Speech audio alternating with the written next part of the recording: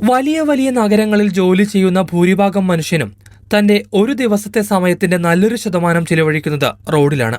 ഇതിന് കാരണമോ ഗതാഗതക്കുരുക്കും.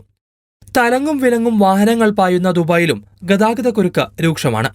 അതുകൊണ്ട് തന്നെ ദുബായ് RTA-യും ദുബായ് ഗവൺമെന്റ് ഹ്യൂമൻ റിസോഴ്സ് ഡിപ്പാർട്ട്മെന്റും ചേർന്ന് 2 സർവേകൾ നടത്തിയിരുന്നു.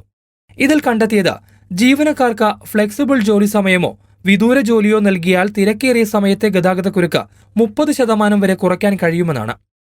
ദുബായിലെ 20% ജീവനക്കാർ ഒരു ദിവസം വിദൂര ജോലി ചെയ്താൽ ഷെയ്ഖ് സായിദ് റോഡിലെ ഗതാഗതക്കുരുക്ക് 9.8%, അൽഖൈൽ റോഡിൽ 8.4% ഗതാഗതക്കുരുക്ക് കുറയും. ഇനി ഫ്ലെക്സിബിൾ ജോലി ഏർപ്പെടുത്തിയാൽ യഥാക്രമം ഇത് 5.7%, 5% കുറയുമെന്നാണ് കണ്ടെത്തിയത്.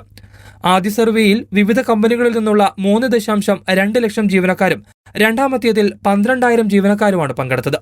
സർവേ അനുസരിച്ച് വിവിധ കമ്പനികൾ ഇതിനായി വേണ്ട നടപടികൾ സ്വീകരിക്കാൻ സന്നദ്ധത അറിയിച്ചിട്ടുണ്ട്.